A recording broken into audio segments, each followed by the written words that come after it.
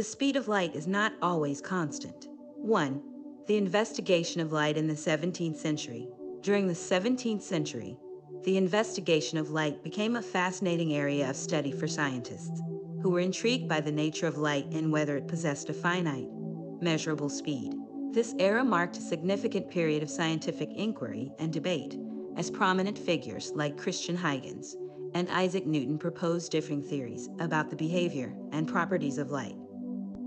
In 1704, Isaac Newton published his theory of light as a stream of corpuscles, or particles. Newton's explanation for refraction, the bending of a beam of light as it passes from one transparent material to another, assumed that light travels faster after it passes from air into water. Estimates for the speed of light relied on astronomical phenomena, showing how fast light travels through space.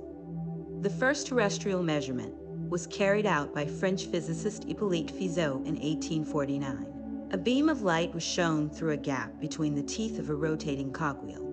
That light was then reflected by a mirror that was positioned 8 kilometers away and passed back through the next gap between the wheel's teeth.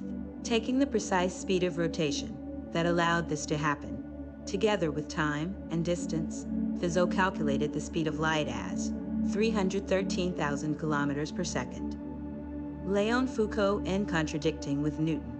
In 1850, Fizeau collaborated with fellow physicist Léon Foucault, who adapted his apparatus and made it much smaller, by reflecting the beam of light off a rotating mirror instead of passing it through the cogwheel.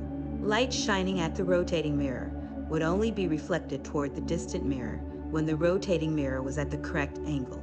Light returning from the fixed mirror was reflected by the rotating mirror again, but since this mirror had moved while the light was traveling, it was not reflected directly back toward the source. The speed of light could now be calculated from the angle between them, light going to and from the rotating mirror, and the speed of rotation of the mirror.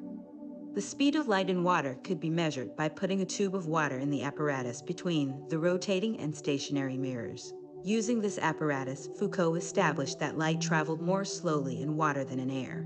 As such, he argued, light could not be a particle, and the experiment was viewed at the time as a refutation of Newton's theory of corpuscles. Foucault refined his apparatus further, and in 1862, measured the speed of light in air as 298,000 kilometers per second, remarkably close to today's value of 299,792 kilometers per second. In Foucault's experiment, the speed of light was calculated from the difference in angle as a beam of light reflected back and forth between a rotating mirror and a fixed mirror. Thanks for watching my video. I hope you enjoyed it, and don't forget to subscribe.